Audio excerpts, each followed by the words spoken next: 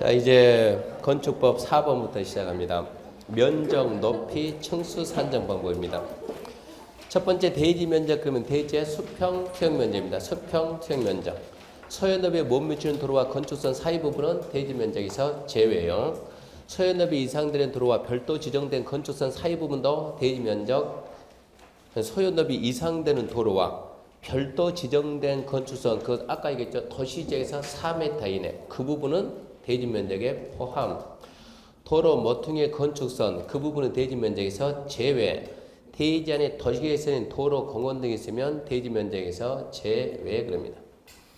건축 면적은 우리가 건폐율 산정에 필요한 개념으로서 건축 면적, 건축물의 외벽이 없으면 외곽기둥, 중심선, 포인트는 중심선 둘러싼 수평투영 면적. 자, 다음에 해당하는 부분은 건축물 제외됩니다. 지표면 1m 이하는 제외인데 창고 차량 접안 부분이면 1.5 이하까지 제외.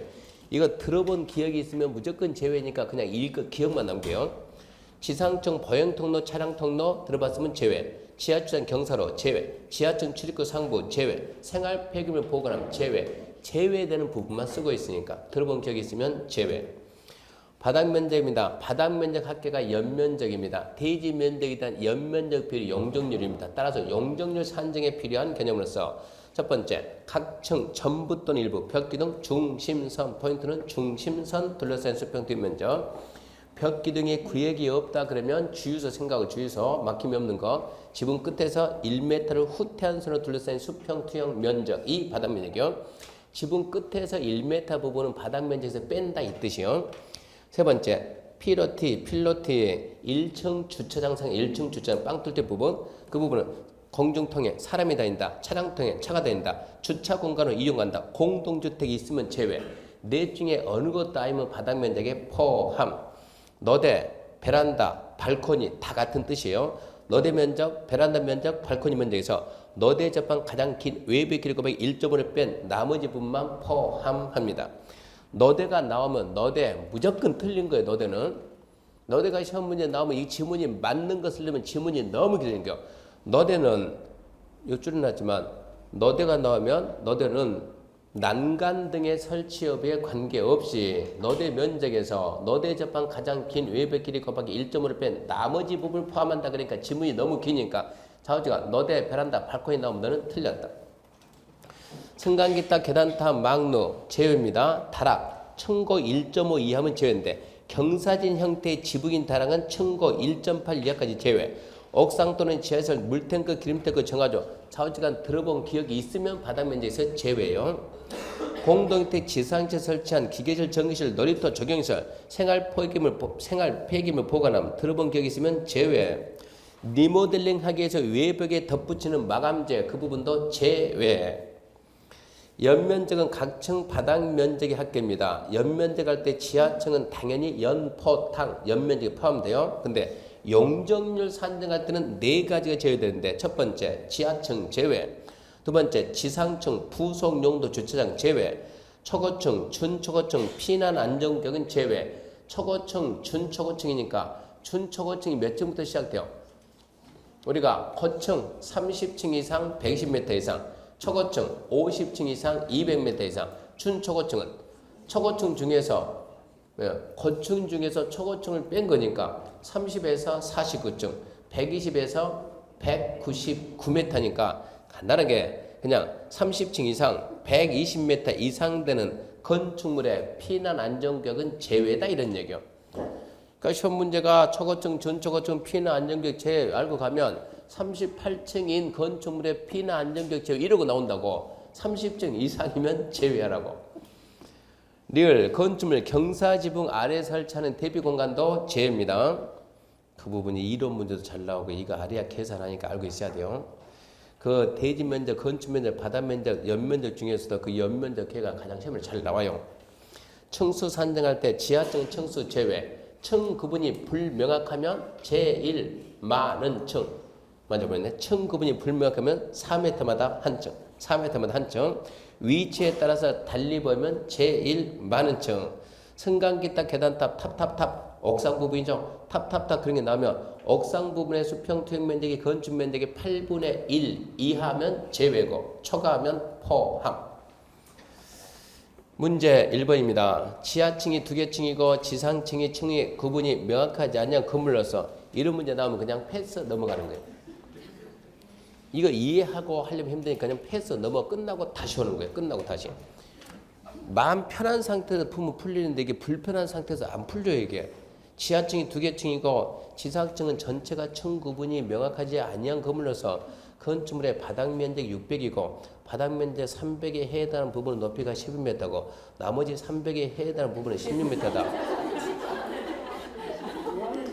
이러한 건축물의 층수는 건축물 높이는 건축법령에 의해서 산정한 것이고 지표면에 고저체는 없으며 옥상에는 별도 설치가 없다. 이의신청하지 마라 이 얘기니까 마음이 차분하면 풀린데 마음이 차분하면 이렇게 지금 건축물이 있는데 이게 지금 이렇게 있는데 지하가 1층, 2층이 있고 지하가 1층, 2층이 있고 한 층 면적이 얼마냐 이게 한 층 면적이 600제곱 600인데 반띵 해가지고 300 해가지고 300은 이렇게 해가지고 몇 메터까지 12m까지 나머지 300은 이렇게 해가지고 16m 이거 아닙니까? 근데 지하층은 층수에서 제외하고 층 구분이 불명확하면 몇 메터마다 4m마다 층 구분이 안 됐으니까 4로 나누면 얘는 몇 층이고 3층이고 4로 나누면 몇 층이고 4층이고 자 위치에 따라 층수가 다르면 제일 많은 층 그러니까는 4층이지 이런 얘기요.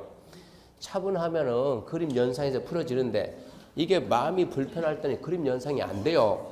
그러니까 공법에서 계산 문제가 2문제 나오면 일단은 패스하라고 패스.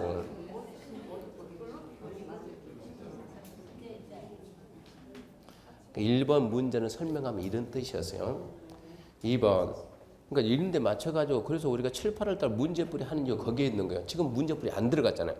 지금은 이런 문제 나오면 불편하지만 문제풀이 학원 다니면 편해요 이거. 이 정도 수준이면 보너스요 보너스. 출제인이 나를 위해서 그 생각하는 거예요. 2번 건축법령상 거음표 용도를 높이지 않 틀린 설명만 거는 것은 이렇게 사례를 주고 틀린 것만 옳은 것만 가장 쉬운 문제예요. 근데 틀린 것 몇 개, 옳은 것 몇 개 풀면 안 돼요. 통과. 가장 어려운 문제예요. 틀린 것만 그러면 몰라도 답 찾아요. 몰라도 이것은. 자, 건폐는 건대, 대지 면적에 대한 건축 면적 비율이다. 맞습니까? 맞죠? 그러면 더 가면 안 되고 1번이 탈락이요. 니은 용적률은 대지 면적에 대한 연면적 비율이다. 맞나요? 맞죠? 2번 탈락이요. 그 건폐 용적률을 최대한 되는 국토계획법 규정에 따르되 건축법의 기준을 완화, 강화, 적용적 규정하면 그해야 한다. 이거 알고 있어야죠. 건폐 용적률 최대한도 무슨 법에 있어요? 오전 했잖아요. 국계법 있잖아요. 56657 국계법 있잖아요. 근데 건축법에서 그를 완화, 강화하도록 건축법에서 규정하면 건축법 규정을 따릅니다. 이것은 맞아요. 그러면 이제 4번이 탈락됐어요. 리얼 건축물의 높이 잠깐만요. 이것이 맞으니까 그러면은 3번, 4번 탈락, 아니 3번, 5번 탈락되고 답은 4번 끝났네. 리얼. 자 그러면 틀린 게 리얼 미음인데 리얼 건축물의 높이자는 법률과 시행령 정해짐으로 조례로 정할 수 없다. 잘 들으세요. 높이자니 가로구역 단위 높이자. 허가권자는 가로구역 단위로 대등에 정하는 기준과 절차에 따라 최고 높이 지정 공고할 수 있다. 그러면서 특별시장, 광역시장이 특별시, 광역시 조례로 높이를 정할 수 있다. 조례가 한번 나오죠. 두 번째, 1조등 확보 높이장. 전용주가 일반주 안에서는 정북방향에 따라 인접된 경계선부터 대등이 정하는 부분에 대해서 조례가 정하는 거리 이상 띄워가지고 당연히 조례가 나옵니다. 그러니까 조례는 없다니까 틀렸고 미흡 240% 용적률과 60% 건폐율의 최대한도를 적용받는다면 4층을 초과하는 건축물을 건축할 수 없다. 자, 용적률이 240이고 자 대지 면적 100이라 합시다. 100. 용적률이 240이고 건폐율이 60이면 건폐율이 60이면 한층 면적이 얼마인다? 60. 240 올려봐요. 60. 올려봐요. 60. 올려봐요. 60. 얼마입니까? 240. 몇 층 할 수 있어요? 4층. 근데 거기서 잘 보니까 4층을 초과할 수 없다. 자, 이렇게 하게 되면 4층인데 잘 봐요. 대지 면적 100 잡아주고 건표를 얼마 잡아주고 60, 영등률 얼마? 240. 이제 얼마 남았어요? 180 남았죠? 180 이렇게 할 수 있어요? 이렇게 해서 180 할 수가 있죠? 한 층 면적을 마이너 우리가 10으로 했다. 10으로. 그럼 이게 몇 층이고? 18층. 몇 층이고? 19층. 그러니까 4층을 초과할 수 없다는 말은 틀렸다는 이로 나오니까. 그럼 얘가 4층을 초과할 수 없다. 얘가 5 이러고 되려면 이 조건을 붙이면 이게 말이 된다는 얘기요. 각 층 바닥 면적이 같다. 그러면 얘는 옳은 표현인데 그 단서 조항이 없어서 미음은 틀린 거예요. 그래서 우리 시험 문제가 이 층수 찾는 문제 간혹 나와요. 층수가 나올 땐 항상 용적률을 건별로 나누면 층수인데 조건이 있어요. 조건이 각 층 바닥 면적은 같다. 이 조건이 붙게 되면 층수 계산이 됩니다. 그래서 답은 4번이 되고 3번은 작년 문제지. 건축법령상 대지 면적이 160인 대지에 건축되어 있고 각 층 바닥 면적이 동일한 지하 1층, 지상 3층인 하나의 평지분 건축물의 용적률 150%라고 할 때 이 건축물의 바닥 면적은 얼마인가? 가로 안에 지문 이 신청하지 마라. 그러면 이것은 자 봐봐요. 지하 1층이고 지상 3층입니다. 지상 3층. 자, 이 대지 면적 얼마요? 160. 160에다가 용적률 몇 프로 돼 있대요? 150%. 1.5. 얼마입니까? 240입니까? 얼마가 되어 있어요? 240. 근데 240이 지금 몇 층으로 되어 있어요, 이게? 자, 용적률 계산할 때 지하 넣는다, 안 넣는다? 안 넣는다. 근데 이게 몇 층 구성됐다? 3층으로. 나누면 한 층 면적이 얼마입니까? 80. 그러니까 문제도 뭣도 아니에요. 정신만 차리면. 처음 바로 예를 보면은 긴장해서 못 푼다는 얘기요. 그러니까 계산 문제 나오면 무조건 넘어가. 일단 넘어가고 다른 거 풀고 난 다음에 다시 오면은 쉬워요. 자, 5번 높이 제한입니다. 높이 제한. 첫 번째 높이 제한 가로구역 단위 높이 제한입니다. 화학관자는 가로구역 단위로 대리인이 정하는 기준과 절차 최고 높이를 지정 공부할 수 있다. 1번 제도가 있습니까? 종종 나오니까 그런 제도 있습니다. 2번이 포인트입니다. 2번이 답 나와요. 이게 화학관자는 같은 가로구에서 용도 형태에 따라서 다르게 정할 수 있다 없다? 같은 가로구역 안에서 용도 형태에 따른 높이를 다르게 정할 수 있답니다. 있다. 그리고 여기에 뭐가 있었냐? 1.5배. 그게 삭제됐어요. 전면도로 반대쪽 경계선 수평거리에 1.5배를 초과할 수 없다는 제도가 통째로 삭제됐다고. 이제 우리나라에서 그 제도 안 쓴다고 삭제돼가지고. 그러니까 그 제도는 아예 없어진 거예요. 2번 1조 등 확본 높이자입니다. 1조 확본 높이자.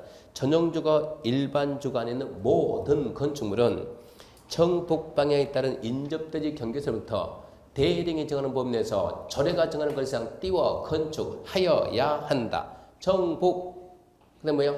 하여한다. 정북 하여한다. 그만 잡으면 된다고. 그러면 대령이 정하는 범위에서 조례가 정하는 것은 대령이 정하는 게 높이 9m 이하 되는 부분은 북쪽으로 1.5m 이상 띄우고 높이 9m 초과하면 건물 높이의 2분의 1 이상 띄운다 이 얘기요.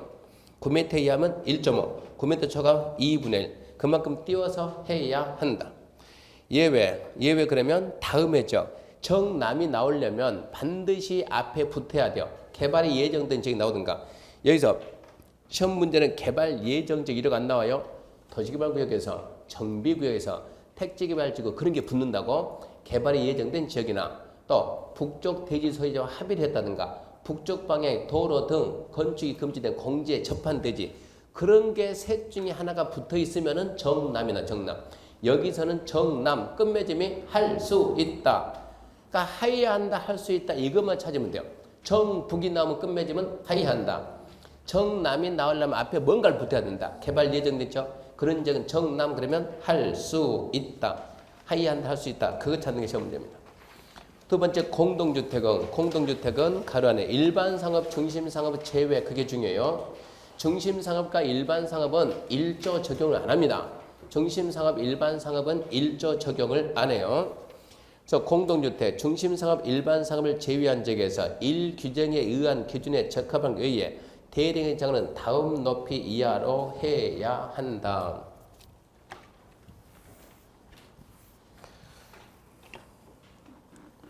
지금 우리나라가 지금 첫 번째 도시적은 뭐가 있어요? 주거적. 주거적에는 전용주거, 일반주거, 준주거. 그리고 상업적에는 중심, 일반, 유통, 근린. 그리고 공업지역, 그리고 녹지지역. 두 번째 관리, 농림, 그리고 자연환경. 이게 전국이에요, 전국. 이게 전국인데 전국에서 건축물의 높이 제한이 1조 확보 높이 제한 그러면 먼저 전용주거, 일반주거 두 개가 먼저 나왔어. 전용주거, 일반주거 안에는 모든 건축물은 전국 그럼 어쩐다고요? 하여야 한다. 남이 나오면 할 수 있다. 지금 이 얘기요. 그러면 전용주거, 일반주거 빼 나머지 준주거부터는 모든 건물이 아니고 뭐만? 공동주택만 받는데 공동주택만 뭐 받는다? 1조 적용받는데 중심상업, 일반상업은 1조 적용을 안 받는다. 이걸 먼저 이해해야 돼요. 전용주거, 일반주거는 모든 건물이 1조 적용받는데 어떻게? 푹 띄워서 해야 한다. 어쩌고 저쩌고 띄워서 할 수 있다. 전용주거, 일반주거를 제외한 지역은 나머지 지역은 공동주택만 받는데 이 공동주택도 중심상업, 일반상업에 적용을 안 한다. 그러면 이 공동주택이 어떻게 받냐? 그럼 첫 번째 채광이 있고 두 번째 인동거리가 있는데 채광 그러면 채광 네 가지 항목인데 채광창 그럼 몇 배? 2배. 근린상 준주거 4배. 다세대 1m. 기숙사 제외. 이렇게 해서 문제를 풀어야 되는데 무슨 말이야 이거? 채광창 2배 그러면 채광창에 있는 벽, 직각방향, 경계선까지 띄우는 거리에 이런 얘기지. 지금 A 대지가 있고 여기에 B 대지가 있고 C 대지가 있다 그러면 자 여기 있다 공동주택 했다. 이게 햇빛 보기 위한 창이다. 이 공동주택 이 높이가 몇 메타입니까? 그러면 햇빛 보기 창 채광창에 있는 벽 인접대지 경계선에 띄우는 거리 이 거리에 몇 배까지 한다고? 2배까지 하는데 이 지역이 근린 상업이나 준주거면 몇 배까지 하고? 4배까지 하고 이 건물이 공동주택 중에서 다세대면 얼마 이상만 띄우면 1m 이상만 띄우면 2배, 4배 안 쓴다는 얘기고 이게 기숙사면 아예 적용하지 않는다. 그러니까 채광창 2배, 근린상업 준주거 4배, 다세대 1m, 기숙사 적용하지 않는다. 그렇게 해가지고 풀어야 된다고. 그래서 지금 1번에다 그러고 써놓고 그 다음에 뭐가 또 있는가 하면 거기는 안 나와 있지만 하나의 대지에 이거 출제 가능성이 없으니까 안 해요. 하나의 대지에 2동 이상 있으면 이렇게 아파트 단지 보면 하나의 대지에 이렇게 아파트가 이렇게 2동 이상 있다면 동과 동 사이 거리에서 높이 제한 받습니다. 그런 제도가 있다는 걸 알면 돼요. 하나의 대지에 2동 이상 건축하면 동과 동 사이 거리에서 높이가 제한을 받습니다. 그럼 그런 것도 있다 그러고. 자, 3번입니다. 2층 이하에서 8m 이하인 건축물은 조례가 정하는 바에 따라 1조 확보 적용하지 않을 수 있답니다. 안 한다가 아니고 2층 이하에서 8m 이하 그게 문제입니다. 3층 이하에서 12m 이하 그러면 안 되고 2층 이하 8m 2층 이하로서 또는 그러면 안 돼요. 2층 이하로서 8m 이하인 건축물은 조례가 정하는 바에 따라 1조 확보 적용하지 않을 수 있다. 자, 문제입니다. 틀린 거 1번. 전용주거 일반주거 안에서 건축하는 건축물에 대해서 1조 확보 높이 제한을 적용된다. 전용주거 일반주거는 모든 건물이 다 적용되니까 O 그러고.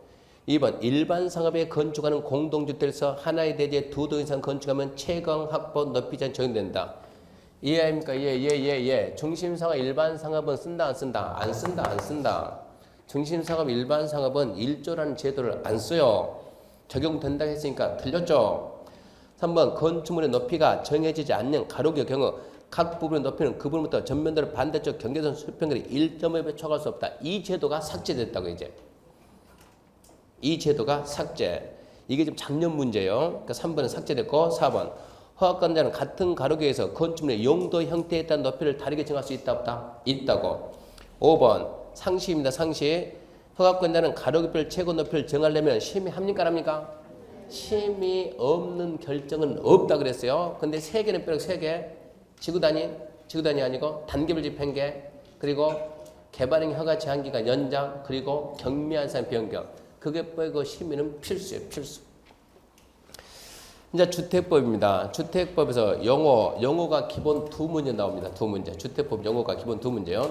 자, 첫 번째 주택 그러면 생각나는 게 부속 토지 포함 그리고 단독 공동으로 구분한다. 그 생각하시고 그다음에 단독 공동 아까 숫자 암기했고요. 국민주택 반드시 암기하고 국민주택이랑 국민주택 기금 지원받아 건설 개단 주택으로서 전용 면적이 85제곱미터 이하입니다.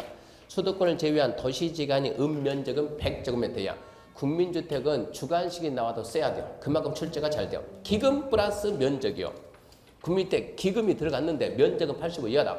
수도권을 제외한 도시지간이 면은 100제곱미터 이하다.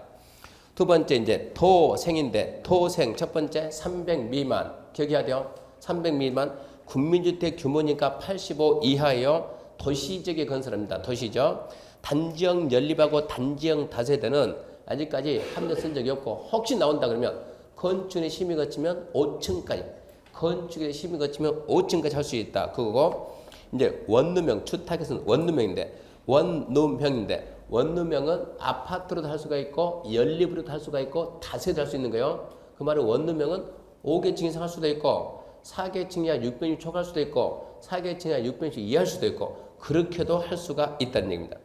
첫 번째 원룸형 세대별로 독립된 주거생활을 해야 되니까 욕실 부엌 만들고 두 번째 신경 써야죠. 욕실하고 보일러실 제외한 부분은 하나의 공간을 하되 면적이 30 이상이면 2개 할 수 있다.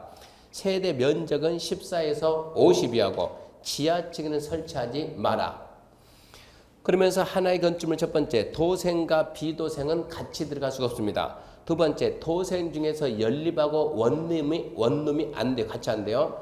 다세대하고 원룸이 같이 안 돼요. 근데 단 원룸형 주택과 그 밖의 주택 1세대 원룸형 주택과 그 밖의 주택 1세대 뭐라 계세요? 퇴직자용 그것은 되는 거예요. 그리고 준주거 상업에서 원룸형하고 비도시형은 함께 할 수가 있는 거예요.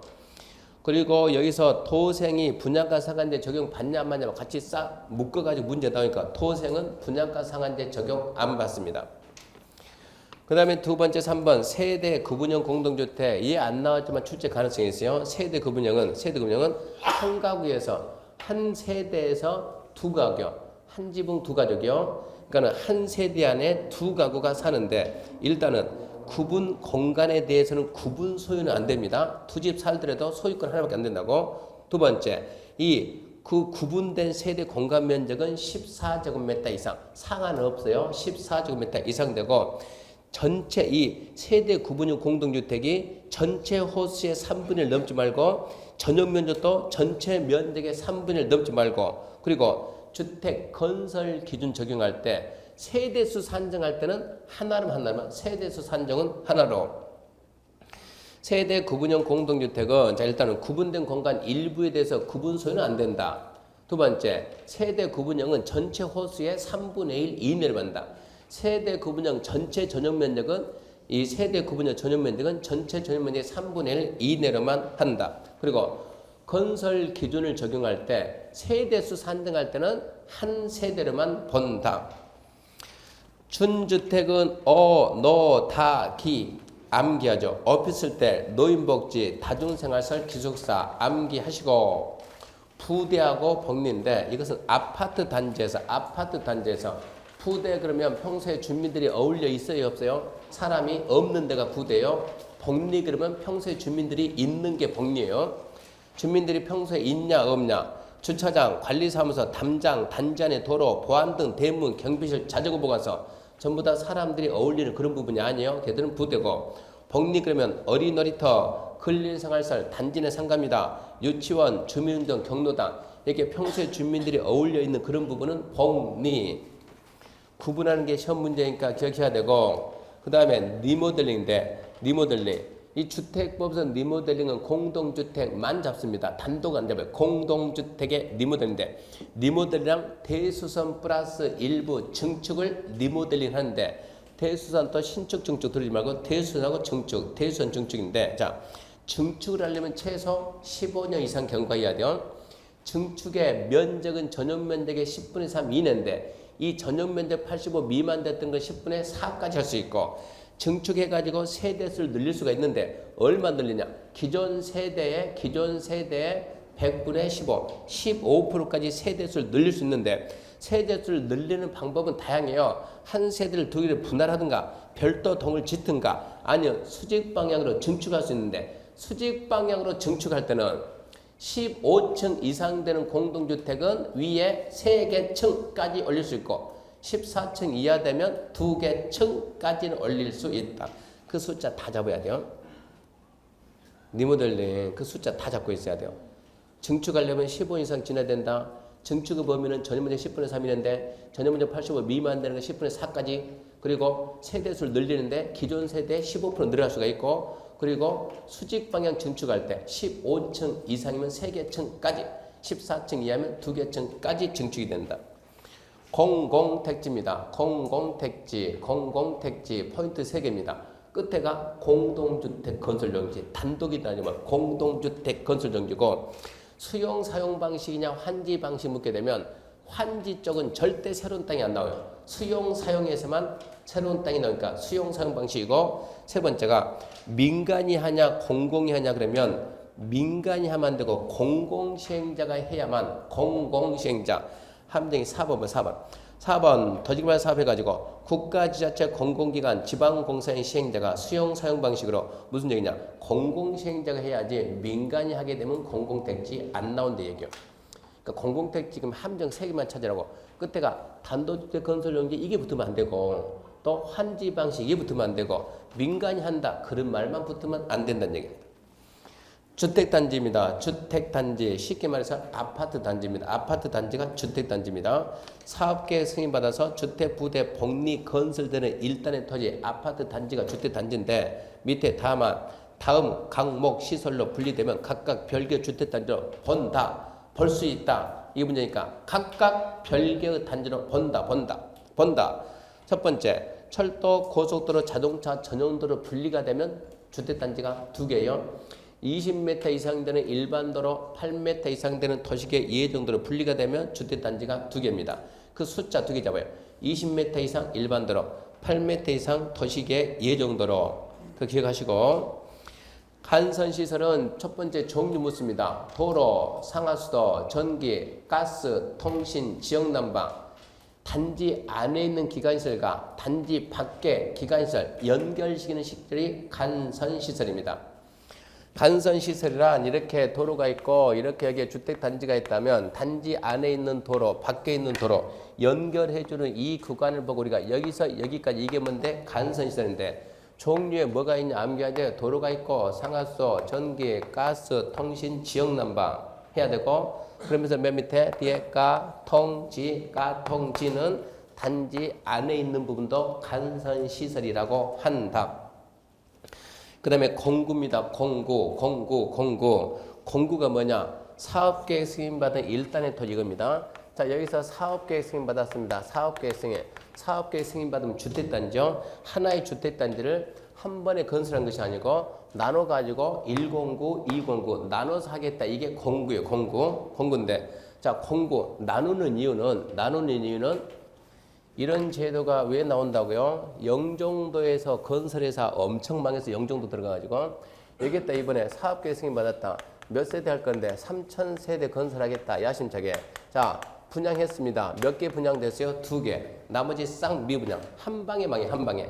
이러지 말고 3,000세대 하겠다 승인 받으면서 먼저 몇 개만 해보고 300개 해보고 잘 되면 몇 개 해보고 500개 잘 되면 몇 개 700개 이런 식으로 나눠서 하자고. 그렇게 하게 되면 얘가 망하는 걸 건설에서 막을 수가 있다고. 뭐 따로 한다? 착공 따로 사용검사 따로. 포인트 그거예요. 착공 따로 사용검사 따로 하기 위해서 나눈 게 뭡니까? 공구인데 나누려면 1공구, 2공구 경계는 최소 몇 메타 폭으로 구분한다? 6m. 한 개 공구에는 최소 몇 세대 들어간다? 300세대. 그러면 이게 공구로 나뉘려면 전체 세대가 최소 몇 개가 돼야만 나뉠 수 있겠는가? 최소 600세대 이상이 돼야 나뉩니다. 그래서 공구 그러면 첫 번째 문제가 착공신고 사용검사 따로따로 하겠다 이 얘기고 두 번째 6m, 세 번째 하나의 공구는 300세대 이상, 네 번째 전체 공구가 600 이상이 돼야 나뉜다 이 얘기입니다. 이렇게 해가지고 용어에서 보통 평균적으로 2문제 나와요. 2문제. 자, 1번. 주택에 관한 정의다. 옳은 거. 5층 건물로서 1층 전부 필로티에서 주차장 사용하는 공동주택은 아파트다. 말이 안 되죠. 필로티 빼면 4층밖에 안 되니까 너는 연립 또는 다세대가 되겠지. 공동주택이니까. 2번 3층 건물로서 주택을 쓰는 연면적 400인 공동주택은 다가구가 아니고 다세대. 3번 국민주택 기금 자금 지원받아 건설한 민영주택 국민주택. 도대체 말도 안 되는 소리. 왜 민영주택이 국민주택이냐. 말이 안 되는 소리야 지금. 4번 다세대도 국민주택이 될 수 있습니까? 국민주택이 단독이 공동이요? 짓는 사람 마음이지. 짓는 사람 마음. 국민주택이 분양이요 임대요? 그게 짓는 사람 마음이지. 국민주택은 국가가 저 민간이죠? 짓는 사람 마음이지. 그러면 뭐가 국민주택이요? 돈 플러스 면적이요. 돈. 국민주택 기금 면적 85 이하. 수도권을 제외한 도시가 아닌 읍면은 100 이하. 다세대든가 말든가. 국민주택이 됩니까 안 됩니까? 되지. 짓는 사람 마음이니까. 5번 무주택 국민을 위해 건설하는 임대주택 5층 이상. 그런 게 있어요 없어요? 없어요. 다 엉터리고 4번만 맞았다 얘기입니다. 2번 도생 틀린 것은 1번 도생은 몇 세대 미만? 300 미만. 2번 수도권의 경우 도생은 1호 1세대당 85 이하다. 맞나요? 애매해요. 통과. 3번 도시지에 건설하는 전용 면적 85인 아파트는 도생에 해당하지 아니한다. 또 애매하네. 통과. 4번 도생은 분양가 상한제 적용되지 않는다. 5번 준주거에서 도생인 원룸형 주택과 도생의 아인주택 1세대는 하나의 건물에 함께 건축할 수 있다 없다? 있다지. 5번 틀렸네. 도생은 수도권이든가 말든가. 도생은 수도권이든가 말든가 무조건 85 이하요. 85 이하. 85를 넘어갈 수가 없어요. 도생은 85 넘는 게 없는 게 85 이하입니다. 그래서 수도권이든가 말든가 도생은 85 이하고. 2번 도생은 도시지역에 건설하지 비도시에는 건설 안 해요. 도시형이요. 도시형. 도시지역에 건설한 전용 면적 85제곱미터 인 아파트는 도생이 아니다. 이런 게 응용인데 도생이 잘 들어요. 300 미만 국민주택 규모니까 85 이하인데 도생에는 뭐가 있더라고? 단지형 연립, 단지형 다세대, 원룸형에 뭐가 있다고? 아파트가 있고 연립이 있고 다세대가 있으니까 원룸형 면적이 얼마에서 14에서 얼마니까 50이니까 아파트가 도생이 되려면 뭐로 와야 되는데? 원룸으로 와야 되는데 원룸은 얼마밖에 안 된다고? 50밖에 안 된다고. 아파트가 85면 도생이 될 수가 없다고. 아파트가 도생이 되려면 50 이하로 가야 돼요. 연립이나 다세대는 얘가 있으니까 85가 된다고. 연립 다세대는 85가 되는데 아파트는 85가 되면 안 되는 거예요. 그러니까 85인 아파트는 도생이 될 수가 없어요. 아파트가 도생 되려면 얼마 되라고? 14에서 50 글이 들어가야 돼요. 자, 3번입니다. 하나의 주택단지로 볼 수 있는 거 12m 일반도로 분리된 주택단지. 고속도로 10m 도시계획 이해 정도로. 이게 지금 사업계획 승인 받았다 뭡니까? 주택단지인데 중간에 뭐가 들어가면 고속도로, 철도, 자동차 전용도로 20m 이상 되는 일반도로 8m 이상 되는 도시계획 이해 정도로 분리가 되면 주택단지가 2개라고 2개. 각각 별개로 본다 했으니까 본다. 근데 이게 12m 일반도로 분리가 되면 2개가 아니에요. 얘는 몇 개가? 하나. 그러니까 하나의 주택단지로 보는 건 뭡니까? 1번이지. 12m 일반도로 분리가 되면 2개가 안 돼요. 걔는 하나요. 일반도로 몇 메타? 20m. 일반도로 20m. 4번 영어 틀린 것은 1번 주택단지 입주자 생활 복리를 위한 유치원이 부대입니까? 복리입니까? 복리. 주택에 딸린 관리사무소 부대. 숙박으로서 2종에 해당하지 않는 다중생활시설은 2종이든가 말든가. 다중은 뭡니까? 다, 기. 뭡니까? 준주택. 4번 도생이다. 300 미만 국민주택 규모에 해당하는 주택으로서 대량에 정하는 주택을 말한다. 또 모르네. 5번 수도권에 소지한 읍면 지역의 경우 국민주택 규모 주택이란 1호 1세대 전용 면적이 100 이하인 주택이다. 국민주택이 뭐라고요? 국민주택 기금 지원받아 건설되는 1호 1세대당 85 이하인데 수도권에 속하지 않고 도시지역에 속하지 않는 읍면적은 100 이하인데 수도권에 소재한 그러면 너는 얼마지? 85, 100이 안 되는 거예요. 그래서 5번이 틀렸어요. 4번이 오른표입니다. 도생 300 미만 국민주택 규모 대리인이 정한다. 대리인이 정한다. 거기서 이제 단지역 연립, 단지연 원룸면 그런 게 쫙 나온다고. 자, 두 번째 주택조합입니다. 주택조합. 주택조합도 한 문제 나온다 생각해야 돼요. 주택조합은 종류가 몇 개 있습니까? 3개. 첫 번째 지역, 두 번째 직장, 세 번째 직장, 네 번째 리모델링. 직장이 2개죠. 건설이냐 공급이냐. 직장은 건설, 공급 2가지 나눕니다.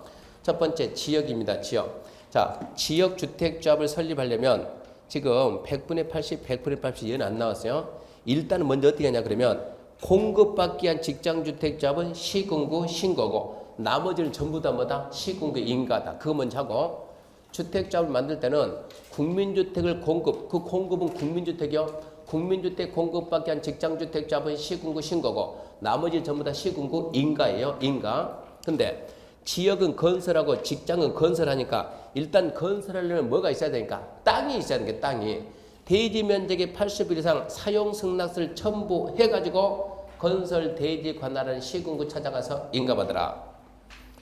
그 다음에 리모델링 주택조합은 리모델링 그 조건이 있습니다. 리모델링 주택조합을 만들려면 최소 몇 년 지나야 돼요? 10년. 근데 증축은 15년, 증축은 15년. 리모델링에는 대수선과 증축이 있어요. 대수선, 증축이 있으니까 리모델링 조합 만든다고 대수선 조합도 있고 증축 조합도 있다고. 대수선은 10년, 증축은 15년 지나야 되는 거예요. 그리고 두 번째, 동의가 필요한데 리모델링 조합 만들 때는 무조건 3분의 2요. 한 동만 한다. 동조합만 한다. 그 동 3분의 2. 단지 전체 하겠다. 동별 및 전체 3분의 2. 리모델링 조합 만들 때는 무조건 3분의 2 동의입니다. 리모델링 할 때는 동의가 확 바뀌어요. 리모델링 결의. 리모델링 결의 그러면 동조합이 동 리모델링 한다. 5분의 4. 전체 조합이 전체 리모델링 한다. 동 3분의 2 이상과 전체 5분의 4.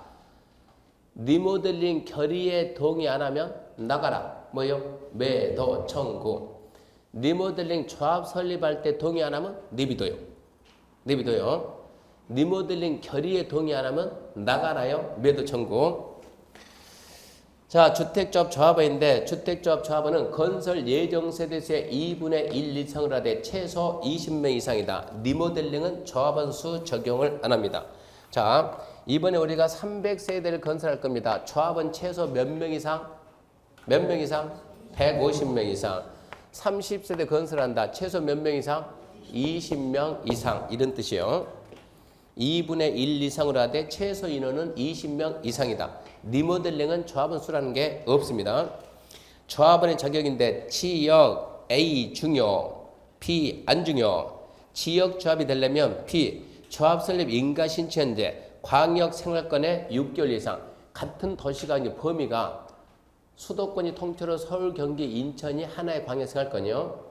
전국을 9개 광역 생활권 나눴으니까 같은 광역 생활권 6개월 이상 살고 A가 중요해요. A가 조합 설립 인가 신청부터 입주 관리까지 주택을 소유하지 않냐거나 뭡니까? 무주택 세대주 또는 전용 면적 85 이하 주택을 한 채 가진 세대주. 작년에 60인데 올해 85니까 시험에 나온다 생각해야 돼요. 지역주택조합원이 되려면 조합 설립 인가 신청을 처음부터 입주 관리까지 끝까지 무주택 세대주거나 아니면 85 하나 가진 세대주. 두 번째, 6개월 이상 살아라. 자, 직장, 건설하기 위한 직장은 A가 똑같대요. 그게 중요해요. 무주택 세대주, 80이 하나 가진 세대주. B, 의미 없어요. 같은 도시, 같은 직장에 근무할 것. 의미 없고. C, A가 중요해요. 국민주택 공급, 3번, 국민주택 공급받기 위한 직장주택조합은 오직 무주택 세대주만. 무주택 세대주만. 국민주택은 집 있는 사람은 안 줘요. 우리나라에서 국민주택은 무주택 세대주만 주는 거예요. 무주택 세대주만. 리모델링 주택조합원은 알아서 읽어봐요. 시험에 안 나와요. 3번 리모델링 조합원의 지위 승계인데 리모델링 주택 조합에 동의한 자로부터 주택을 취득하게 되면 나는 그대로 동의하게 된 거예요. 4번 투기관리 중에서 지역주택조합이 구성을 선정할 때 여기서 구성을 선정은 추가 모집이에요. 추가 모집 구성을 선정할 때 접수순에 따라서 지위를 인정해야 된다. 인정해서는 안 된다. 인정해서는 안 된다. 뭘 합니까? 추첨 방식. 추첨은 물어보지도 않아요. 쓰지 말고 추첨은 물어보지도 않고 투기관리에서 지역주택조합이 구성을 선정할 때 접수순에 의한다. 접수순에 의해서는 안 된다. 그 말만 물어봐요. 접수순 하지 마라. 접수순 하지 마라 이 얘기고. 3번 지역 직장조합원의 교체 및 신규 가입인데 설립 인가를 받은 지역주택조합이 설립 인가를 받은 지역 직장이죠. 설립 인가를 받은 지역 직장은 설립 인가 받은 후부터는 조합원을 교체하거나 신규 가입할 수 없습니다. 이거 하게 되면 공급 질서 문란행위로 가가지고 3년 이하의 징역 3천만 원 벌금이요. 일단 저대로 넘어가고 지역 직장은 설립인가 받고 교체 신규가 할 수 없는데 예외적으로 할 수 있는 게 두 가지 있습니다. 추가 모집 승인하고 결혼이 생겨서 충원하는 것. 추가 모집 승인은 건설 예정 세수를 초과하지 않는 범위 내에서 추가 모집 승인 받으면 돼요. 두 번째 추가 모집 승인은 언제까지 하냐? 사업계획 승인 신청 시까지. 하루 안에 1회 한정 3개월 이내 X 이게 옛날 얘기 개정되기 전. 개정되기 전에는 한 번만 한다 3개월 내. 지금 그게 아니요. 사업계획 승인 신청 시까지 할 수 있다 이 얘기고. 두 번째 결혼으로 인해 가지고 충원합니다. 조합원 사망했다. 두 번째 사업계획 승인 받은 이후에 양도 증여 판결 등으로 바뀌었다. 세 번째 조합원이 탈퇴해서 이의분의 미만된다.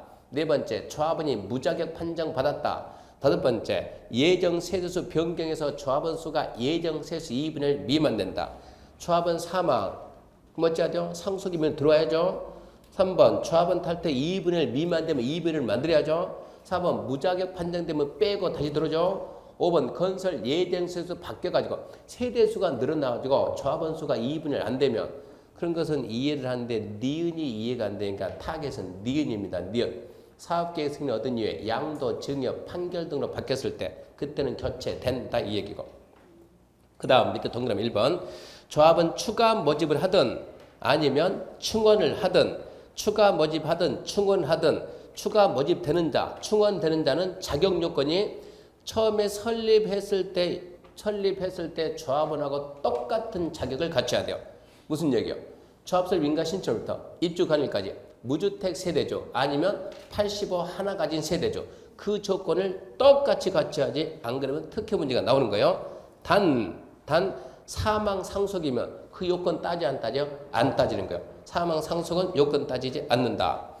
그래서 조합원 추가 모집 승인과 추가 모집에 따른 변경 인가 신청은 언제까지 한다? 사업계획 승인 신청일까지. 1회 3개월 그거 하지 말고 사업계획 승인 신청할 때까지 하고. 그 다음에 4번 설립 인가를 받은 지역 직장 주택조합이 설립 인가 받고 2년 내에 사업계획 승인 신청해야 됩니다. 30세대 이상 증가하지 않는 리모델링은 리모델링 해가지고 세대수가 늘어나요 안 늘어나요? 늘어날 수가 있죠. 기존 세대 100분의 15니까 늘어나는 세대수가 30세대 미만이냐 30세 이상이냐. 늘어나는 세대수가 30세 이상이면 리모델링에 대해서 사업계획 승인받고 늘어나는 세대가 30 미만이면 리모델링 허가 받습니다. 허가. 언제까지요? 포인트는 2년 내. 2년 내 사업계획 승인 신청해야 되는데 안 하면 법위반정 설립인가 취소 끝마디가 할 수 있다. 해야 된다가 아니고 할 수 있다. 자 문제 1번입니다. 지역주택조합 옳은 거. 1번 등록사업자 공동으로 건설사업하는 조합원 국장에게 등록을 해야 한다. 자 연간 빨리 판단합시다. 연간 20만 이상 하려면 국장에게 등록하는데 안 하는 애들 누가 있어요? 첫 번째 국가지자체, 공사공사, 공익법인 그리고 조합이 등록사업자 같이 할 때 고용자가 등록사업자 같이 할 때 그의 6명은 등록 의무가 없어요. 국가지자체, 토지공사, 지방공사, 공익법인 주택조합하고 등록사업자, 고용자하고 등록사업자 그렇게 할 때는 등록 의무가 없음. 그러니까 1번은 등록 의무가 없음. 등록해야 된다. 틀렸어요. 2번 조합과 등록사업자가 공동으로 사업을 시행하면서 시공할 경우 등록사업자는 자신의 기책 사유로 발생한 손해에 대해서 책임 의무가 있다 없다? 손해배상 책임 의무가 있다죠. 있다. 없다가 아니고 있다. 3번 조합설립 인가 신청부터 해당 조합주택 입주 가능까지 전용면적 90제곱미터 주택을 한 채 보유하고 6개월 이상 동일한 광역 생활권에 거주한 세대인자는 조합원 자격이 있다 없다? 없습니다. 90을 가지고 있으면 자격이 없어요. 85를 가져야지. 4번 조합 설립 인가받은 후 승인을 얻어 조합을 추가 모집할 경우 추가 모집되는 자의 조합원 자격 요건의 충족 여부는 조합 설립 인가 신청의 기준을 판단한다. 얘는 맞는 거예요. 그렇게 해야 앞전하고 똑같은 애들 중에서 받아야 돼요. 특혜 시비가 없는 거예요. 5번 조합원 사망으로 조합원의 지위를 상속받은 자는 무주택자. 사망 상속은 제한이라는 게 없어요. 집이 있든가 말든가. 그러니까 답은 4번이요. 2번 주택조합 옳은 겁니다. 1번 리모델링 주택조합 세대수를 증가하지 않는 리모델링을 포함한다. 등록사업자와 공동으로 주택건설 사업을 시행할 수 있다. 통과. 2번 등록사업자의 공동으로 와줘와 등록사업자와 공동으로 주택건설 사업 하는 주택조합은 아까 등록한다 안 한다? 안 한다. 3번 리모델링 주택조합은 리모델링 결의에 찬성하지 아니한 자 주택 토지에 대해 매도 청구할 수 있다 없다? 있다. 리모델링 결의가 동은 얼마라고요? 동 얼마? 5분의 4. 전체 하게 되면 동별 3분의 2 이상과 전체 5분의 4예요. 우리가 이렇게 지금 아파트가 3동 있는데 한 동만 한다. 한 동만. 그 동 5분의 4. 전체 한다 그러면 동별 3분의 2 전체 5분의 4. 이만큼 동의 받아야 되는데 자 이만큼 동의 받았는데 여기서 동의 안 하는 애들은 나가라. 매도 청구. 그래서 3번 오른편이고 4번 국민주택 공급받기 위해서 직장주택자를 설립하는 자는 시군구 인가받아야 한다. 이거 뭐라고요? 신고. 얘는 신고.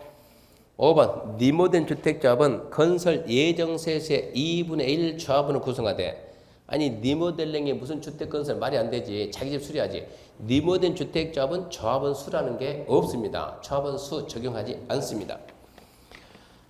그래서 옳은 것은 몇 번이요? 3번. 1번 다시 리모델링 주택조합 세대수 증가하지 않는 리모델링은 제외죠. 제외.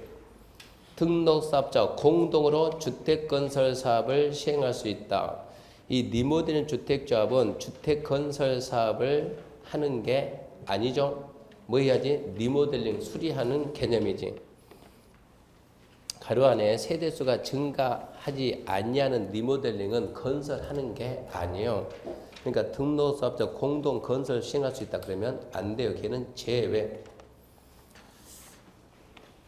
3번 보게 되면 이제 공급과 분양가 상한제입니다. 주택 공급, 분양가 상한제.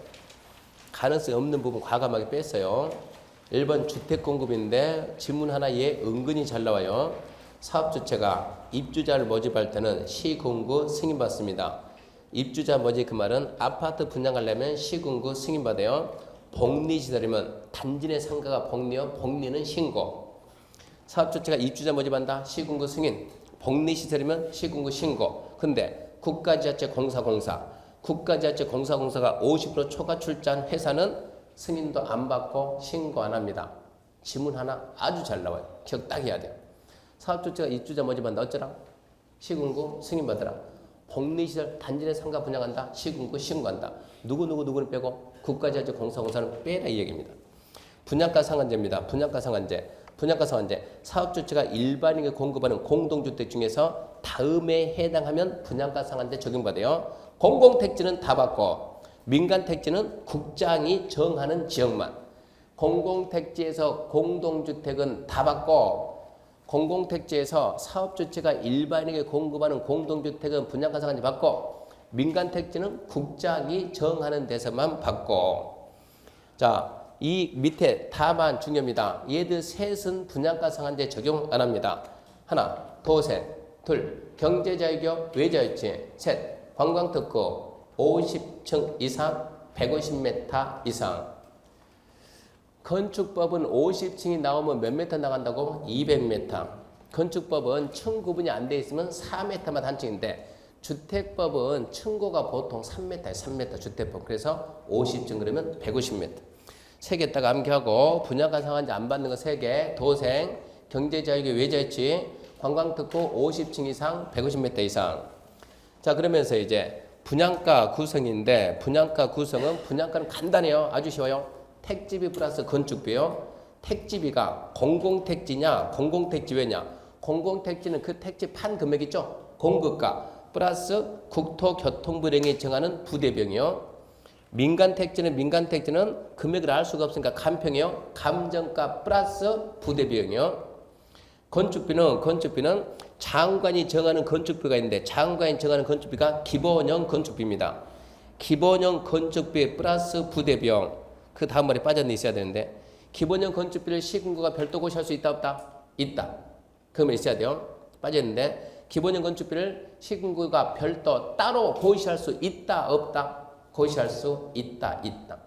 그 지역 실정에 맞춰가지고 기본형 건축비를 따로 고시할 수가 있습니다.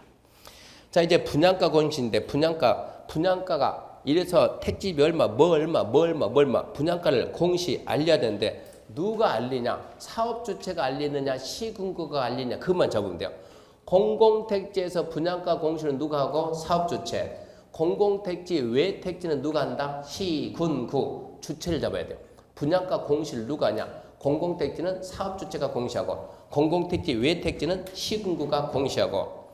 그 다음에 분양가 심사위원회인데 아까 분양하려면 시군구 승인받았죠. 그러면 시군구가 분양 승인하려면 분양가가 적정한지 안 한지 판단해야 되는데 시군구는 판단 능력이 없어요. 그래서 전문가가 구성됩니다. 분양가 심사위원회 어디에 있어야 돼요? 시군구. 분양가 심사위는 시군구가 있고 시정호수가 분양 승인할까 말까 그것은 심사위원회 결과에 따라야 되는 거예요. 그러면서 3번 분양가 상한제 적용적 단 한 번도 안 나왔어요. 왜? 처음 생겼으니까. 단 한 번도 안 나왔죠. 처음 생겼으니까. 그러니까 중요해요. 분양가 상한제 적용적은 누가 정해요? 국장. 국장은 주택가격이 급등하거나 급등할 우려가 있는 지역 중 대령에 정하는 규준을 충족하는 지역에 대해서 주택정책 심의의 심의겠죠. 심의는 상식이고 지정했으면 고시도 상식이고 그러니까 1번에서는 뭐만 알면 되고 국장만 알면 되는데 박스가 신경 쓰여요. 박스가 어떤 조건을 갖췄을 때 지정할 수 있느냐. 첫 번째 지정하는 날이 속하는 달에 직전월 소급해서 3개월간 지금이 몇 월 달이요? 5월 달. 그러면 어떻게 한다고요? 4월, 3월, 2월이요. 4월, 3월, 2월 3개월간 아파트 매매가 상승률이 10% 이상. 두 번째 직전월 소급해서 3개월간 아파트 거래량이 전년 동기 대비 2배 이상, 200% 이상, 2배 이상. 세 번째 직전월 소급해서 3개월간 아파트 청약 경쟁률이 20대 1 처음 생긴 거예요. 잡아야 돼. 3개월간 매매가 상승률이 몇 프로? 첫 번째 10%. 3개월간 전년 대비 2배, 200%니까 2배. 또 3개월간 경쟁률이 20대 1 초과한다. 자, 2번 보면서 시도 의견 듣는다. 이 분양가 상한제 적용적은 누가 정해요? 국장. 상식 2개. 심의, 고시. 그것 말고 뭐가 있어요? 보니까 있습니까? 있죠. 뭐가 있어요? 시도 의견 듣는다. 그러니까 2번은 접어야지. 시도 의견 듣는다. 3번 읽어볼게요. 분양가 상한제 적용지역을 지정했을 때 지체 없이 권고하고 누가? 장관이니까 관부에 권고하고 지정지역을 관할하는 시군구에게 통보한다. 이 경우 시군구는 사업주체. 입주자 모집할 때 이 지역은 분양가 상한제 적용지역이다. 입주자 모집 권고에다 그 글을 써야 된다는 얘기입니다. 3번 의미 없고 4번 분양가 상한제 적용적 지정 필요가 없다고 인정되면 뭐 해야 돼요? 해제는 끝맺음이 하여야 한다는데 지정하든 해제하든 심의는 상식이에요. 상식. 5번. 자, 5번은 이제 분양가 상한제 해제 요청인데 해제 요청은 좀 더 나오겠지만 투기과열주기 해제 요청이든 분양가 상한제 해제 요청은 이것은 지자체 장이 하지 주민은 안 되는 거예요. 지자체 장만 해제 요청. 시도 시군구가 해제 요청하면 시도 시군구 해제 요청하면 6번 며칠 내 결정 40일. 그거 심의해야 되는데요. 심의를 해야죠. 40일 내 결정해서 알려줍니다. 투기과열주기도 똑같아요. 투기과열주기 시도 시군구 해제 요청하면 며칠 내 40일 내 결정. 둘이 똑같은 거예요. 자, 분양가 상한점 첫 번째 지정은 누구다? 국장이다. 3개월간 매매가 10%, 3개월간 전년 대비 2배, 3개월간 청약 경쟁률이 20대 1. 그러니까 3개월이고 첫 번째 10%, 전년 대비 2배, 경쟁률이 20대 1. 숫자 3개 딱 잡아놓고 지정 절차에는 뭐가 있더라? 시도지사 의견 정치가 있고 나머지는 상식적인 얘기니까 지정 절차는 시도 의견 정치가 있고 해제는 지자체장이 해제 요청하면 며칠 내? 40일 내 결과 통보다 40일. 그렇게 잡아놔야 돼요. 1번입니다. 분양가 등 오른 것은 1번 분양가 상한제 적용주택의 분양가액은 택지비와 건축비로 구성된다. 끝. 너무 쉬워요. 2번 토지공사가 사업주체로서 입주자 모집할 때 시군구 승인 받는다 안 받는다? 안 받는다. 누구? 국가, 지자체, 공사 안 받는 거예요. 3번 사업주체가 복리시설 모집할 때는 승인받으러 신고하라고요? 신고. 4번 사업주체가 공공택지 공급하는 분양가 상한제 적용주택 입주자 모집 승인받을 때 분양가 공시해야 된다 안 해야 된다? 사업주체가 해야 된다고. 5번 관광특구 150층 이상의 공동일 때 분양가 상한제 적용 안 받습니다. 2번입니다. 틀린 겁니다. 사업주체가 일반인에게 공급하는 공동주택이라도 도생에 대해서는 분양가 상한제 적용 안 합니다. 도생은 적용 안 해요. 두 번째, 관광진흥법 지정된 관광특구 55층이면 적용 안 합니다. 해요 안 해요? 적용 안 합니다. 얘도 맞네. 3번, 사업주체 공공택지 공급하는 주택에 대해서 입주자 모집 승인받은 경우 분양가 상한제 적용 주택이라도 입주자 모집 공개에 분양가 공시할 필요 없다. 이게 자꾸 물어보는 거예요 지금. 사업주체가 공공택지는 사업주체가 공시해야 되고.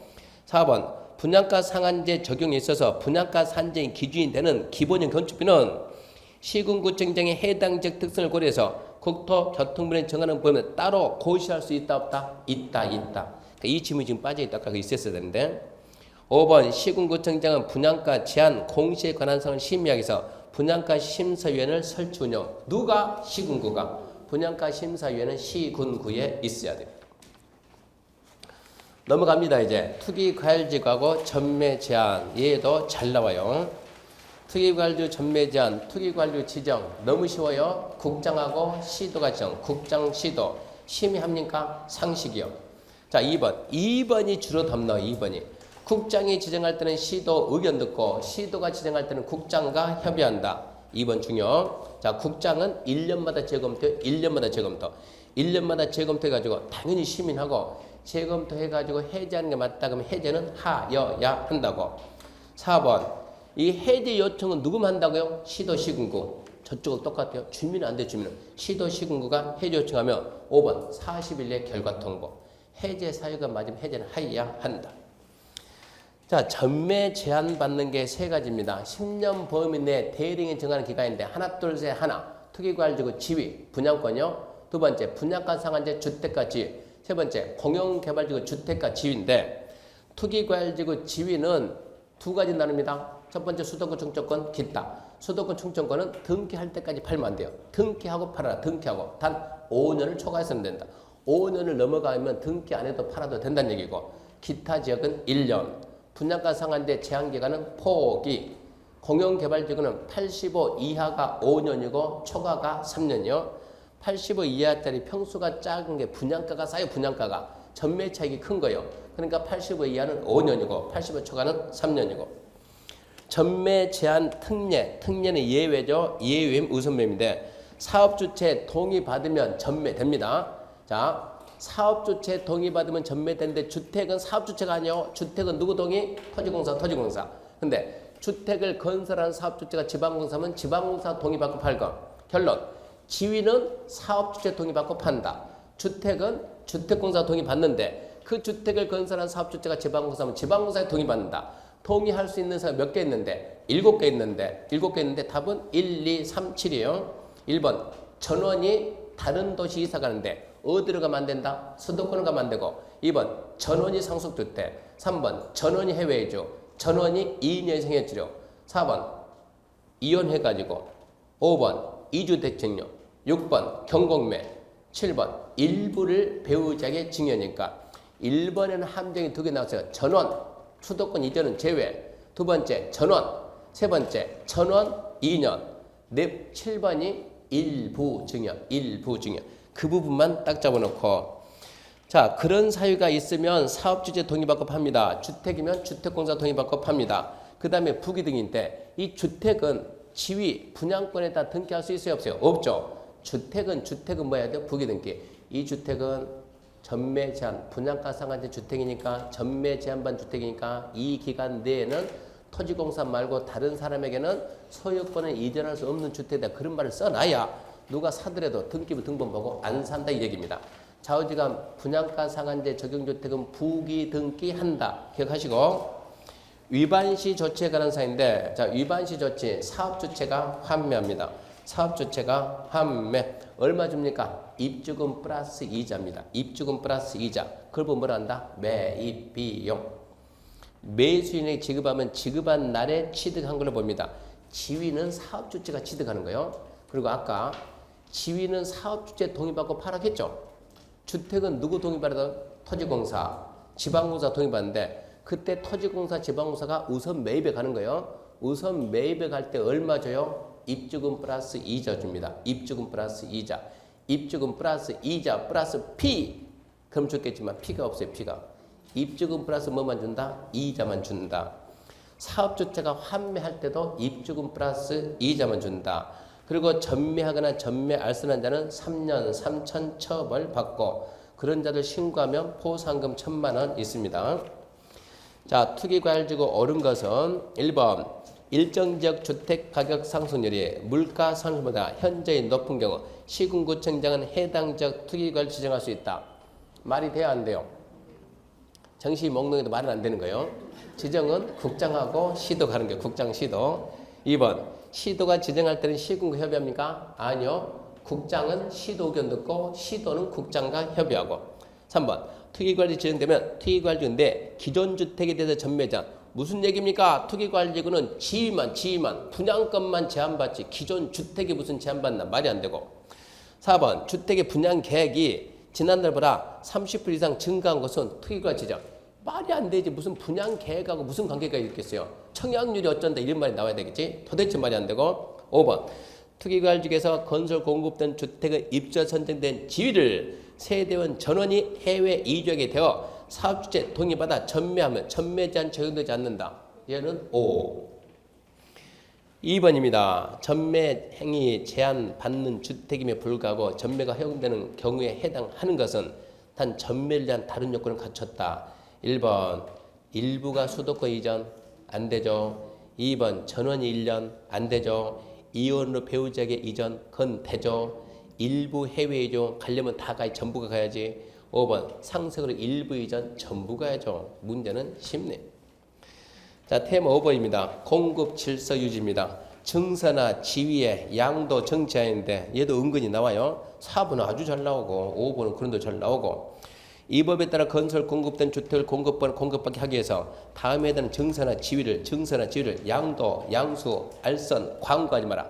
양도, 양수, 알선, 광고하지 마라. 근데 양도, 양수에서 뭐를 빼준다? 상속하고 이혼은 상속하고 저당, 상속 저당은 제외한다. 상속 저당은 해도 괜찮다 이런 얘기입니다. 자, 증서나 지위를 양도, 양수, 알선, 광고하면 안 되는데 뭔 해도 괜찮다? 상속하고 저당해도 괜찮다. 첫 번째 증서나 지위는 이해해야죠.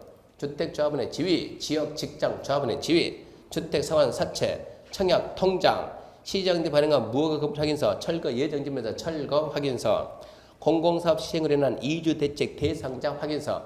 보면서 이것은 암기가 아니고 이 정도 증서나 지위면 내가 집을 받을 수 있구나 이해해야 돼요. 이해. 명색이 중개할 사람들이 그거 이해 못하면 말이 안 되는 거예요. 자, 2번 위반시 조치에 관한 사항인데 목차만 알면 됩니다. 지위 무효, 계약 무효요, 취소요. 취소. 국장 사업주체는 위반 행위한 자에 대해서 지위 신청할 수 있는 지위를 무효하거나 이미 체결된 계약은 취소할 수 있습니다. 두 번째 환매는 사업주체가 위반한 자에게 대리인이 정하는 금액을 지급하고 환매합니다. 무슨 얘기냐? 이거 하다가 적발이 되면 제일 처음에는 지위무효 그러면 신청하지 마라. 원천적으로 막아야 되는데 적발이 안 돼서 얘가 들어가서 계약 체결을 했어요. 계약 체결하고 난 다음에 적발되면 계약은 뭐 하겠다? 취소하겠다. 취소. 근데 적발이 안 돼서 들어가서 입주 살고 있어요. 그러다 적발되면 사업주체가 환매한다 이런 얘기요. 그래서 지위무효, 계약은 취소, 사업주체가 환매고 환매했으면 나가. 퇴거 명할 수 있다 없다? 있다고. 그리고 너 입주자격 제한한다. 몇 년 범위에서 10년 범위 내 입주자격 제한. 그리고 하나 빠졌네. 3년 3천 씁시다. 3년 3천. 형사처벌 받습니다. 3년 3천. 3년 이하의 징역 3천만 원 벌금 얘기입니다.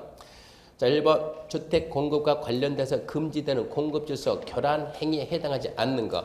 1번 자, 조합원 지위 증여. 증여 돼야 한대요. 아까 뭐뭐 된다고? 상속하고 뭐? 저당 된다고. 저당. 자, 2번 사채 저당 됩니까? 되죠. 담보 제공 된다는 얘기요. 3번 조합원 지위 매매일량 광고 안 돼요.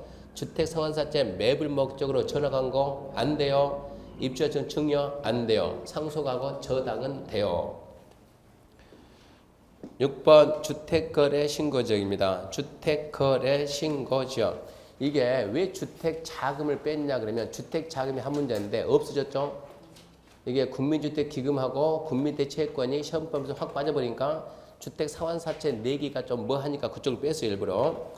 6번 이제 주택거래 신고 마지막입니다. 신고지역은 누구만 지정해요? 국장. 심의합니까? 그러면 상식이라니까. 고시합니까? 상식이라니까. 심의 고시는 상식이고 국장이 지정하되 숫자는 암기해야 돼요. 직전월 1.5, 3개월 3%, 3개월 20%, 1년간 2배, 시군구 요청.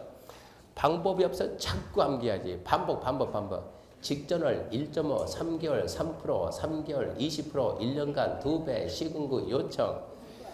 그거 못해도 9월달 가게 되면 매주 반복하니까 저절로 돼. 저절로. 아까 저쪽 뭐라고요? 3개월 몇 프로? 10%. 또 3개월 200% 2배. 그리고 청약이 20대 1. 10% 200% 2배. 여기는 20대 1. 이쪽 할때 직전월 1.5, 3개월 3%, 3개월 20%, 1년간 2배, 시군구 요청. 그런 지역에다가 장관이 지정할 수 있다. 2번 장관은 지정했으면 관보에 고시하고 상시, 시군구 통보. 3번 시군구 통보 받았으면 누구한테 알려라? 등기소장. 등기소 알아서 뭐하게? 그래야 신고증명서 없이 오면은 등기해주지 말라고. 등기소장이 알아야 되고. 주택거래 신고전 날짜는 무조건 며칠? 10월. 10월 이상 주민에게 열람하고. 4번 자 해제가 됐으면 이 지자체장이 해제 요청해서 해제 사유가 맞으면 해제는 끝맺음이 하여야 한다요. 해제할 때도 당연히 심의합니다. 해제는 끝맺음이 하여야 한다고. 주택거래 신고 대상에서 신고 대상 주택이 뭡니까? 아파트. 규모에 관계없이 금액에 관계없이 아파트.